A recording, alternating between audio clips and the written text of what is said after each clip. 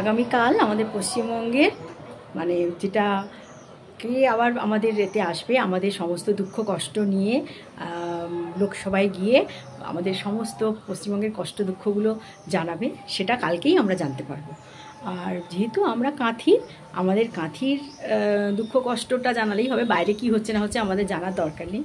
তো যেই আসুক তাকেই স্বাগত।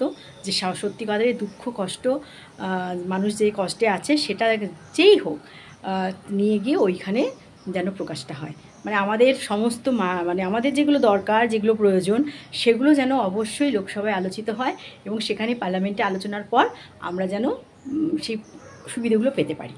তো এখন যাচ্ছি ট্রেনিংয়ে। আর আজকে চুড়িদারই পরেছি, শাড়ি পরিনি আজকে, কারণ শাড়িটা কালকেই পরবো। আর আজকে আমি এসে একটা টিউটোরিয়াল দেবো, মানে আমি কি করে আগে থেকে প্রিন্ট করে রেডি করে রাখি শাড়ি, সেটা আমি এসে তোমাদের সঙ্গে একটু শেয়ার করবো। তো তোমরা যারা যারা দেখতে চাও দেখে নিতে পারো, আমার মুখরোচক চ্যানেলেও দেবো আর ফেসবুকেও দিয়ে দেবো। তো চলো, ভালো থেকো তোমরা। শেয়ার করেছি কালকে আমার কাউন্টিং আছে, কালকের কাউন্টিংয়ে আমি চুড়িদার পরে যাব না। আমি এই যে শাড়িটা পরবো, এটা হচ্ছে একটা এটা হচ্ছে দেখো একটু গোল্ডেন আর একটু চেক টাইপের একটা পিওর সিল্ক। এটা এক বছর পুজোয় আমাকে আমার শাশুড়ি মা দিয়েছিলেন। এটা তখনই ওটা 1500 মতো নিয়েছিল মা, ওটা এটা পাঞ্জাব ফ্যাশন থেকেই কিনেছিলেন মা, কি কলকাতা থেকে আমার ঠিক মনে নেই। মোটামুটি এটা মায়ের দেওয়া পিওর সিল্ক। পঞ্চায়েতের ভোট যখন হয়েছিল তখন কাউন্টিংয়ের সময় যে মা যে বিবাহবার্ষিকীতে যেটা দিয়েছিল সেইটা পরে গেছিলাম, নীল রঙের যে সিল্কটা, পিওর সিল্কটা, সেটা তো তোমাদের সঙ্গে শেয়ার করা আছে। আর এবারে করবো এইটা পরে যাব। আর পিওর সিল্ক বুঝতেই পারছো খুব সুদিং হয়, পরে কোনো রকম কষ্ট হয় না, এই জন্য এটা পরে কালকে আমি যাবো কাউন্টিংয়ে। তো আজকে যেটা তোমাদের সঙ্গে শেয়ার করব, চটপট করে শাড়ি পরে বেরিয়ে যাবে কি করে তুমি যারা রেগুলার অফিস যাও বা রেগুলার ডিউটি করো, চট করে শাড়িটাকে কিভাবে প্লিট করা এবং সমস্ত রেডি করে রাখবে, জাস্ট খালি মানে বসিয়ে দেবে জায়গায় জায়গায়, দিলে শাড়িটা পরা হয়ে যাবে। সেই টিউটোরিয়ালটা, সেই টিপসটা আমি তোমাদের আজকে দেব। তো চলো পরে থাকো আমার সঙ্গে। এই আমার শাশুড়ি মা দেওয়ার শাড়ি, যেটা আমি কালকে কাউন্টিংয়ে পরবো। এই দেখো, এইটা হচ্ছে পা। তার মানে কি, আমরা যখনই পরবো শাড়িটা তখন আমাকে পরতে হবে এই পাড়ের দিক করে। তো দেখো এবারে এটা আমি যেহেতু এটাকে মানে এটা জাস্ট আমি ট্রায়াল দিচ্ছি, আমি এখানে এটার পিনটা করে রাখবো, আঁচলের পিনটাও করে রাখবো। করে রাখার পর এবারে দেখো এটা আমি বুঝলাম, এরপরে কি করব, এখান থেকে আমাকে যেতে হবে আঁচলের দিকে, তাই তো? এই দেখো, তাহলে এইটা আমার আঁচল, এইটা আমার আঁচল। তাহলে সব দেখো, এইটা যদি আমার আঁচল হয়, তাহলে এটা যদি এই হয়, এইভাবে যদি আঁচল হয়, তাহলে আমাকে এই জায়গা থেকে পিঠটা করতে হবে।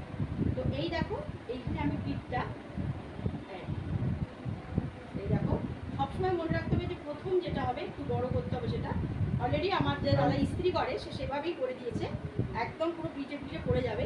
তো এরপরে আমি দেখাচ্ছি পরপর পিঠটা কেমন করবো। দেখো, এই দেখো প্রথমটা আমি এইরকম নিয়ে নিয়েছি। এরপর আমি বাকিগুলো এইভাবে আমি বাকিগুলো, এই দেখো, এবং লাস্ট এইটা থাকবে, এটা আমাদের এই ব্লাউজের এই ডান দিকটা, এটা লাস্ট পড়বে। তো এইটাকে এইভাবে আমি মুড়িয়ে দেবো। তাই এখন থাকুক এরকম, পরে আমি মুড়িয়ে দিতে পারবো, এখন এরকম থাক।